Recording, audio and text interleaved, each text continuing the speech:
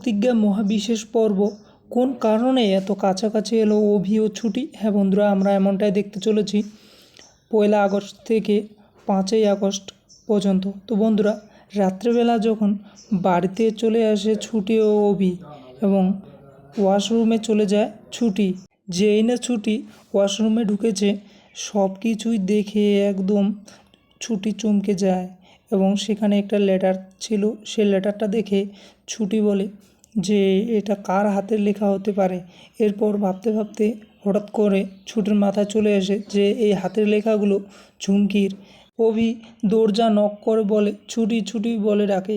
ছুটি তো ওই রকম লেটার দেখে আর একটা ড্রেস দেখে চমকে যায় এবং লেখাগুলো পড়তে থাকে যে লেটারে যেগুলো লেখা রয়েছে। আজ রাতে এটা পরে এসো তুমি, তোমার অভি। এটা দেখে ছুটি বলে উকিল স্যার এটা লিখে দিয়েছে। বাইরে অভি বলে ছুটি আপনার চেঞ্জ হয়ে গেছে।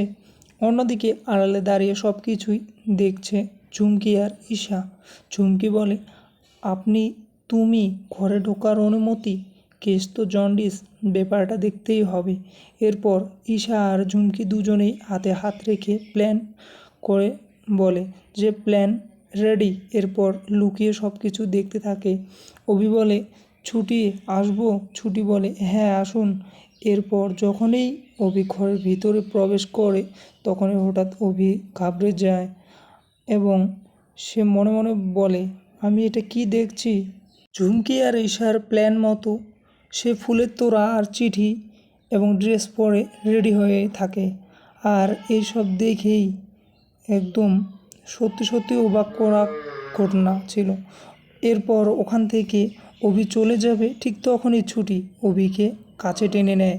বাইরে ঈশা আর ঝুমকি এইসব দেখে একেবারেই অবাক যে এটা কী করে সম্ভব, এ হতে পারে না। ঝুমকি কিছুতেই বিশ্বাস করে না।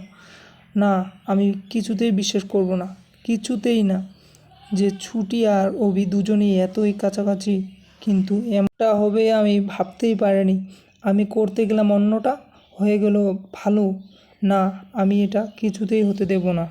এরপর ঝুমকি খুব রাগ হয় আর ঝুমকি কাঁদতে থাকে। এরপর ঝুমকি ওখান থেকে চলে যায় আর গিয়ে বলে ঈশাকে ফোন করে বলে যে দিদি, আজকে যেটা হয়েছে সেটা কিন্তু তোমার জন্য হয়েছে, তোর জন্য হয়েছে।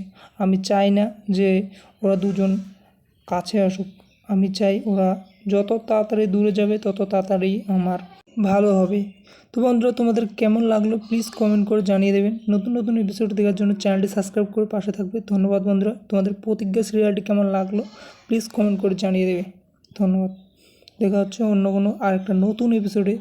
সবাই সুস্থ থাকবেন এবং ভালো থাকবেন।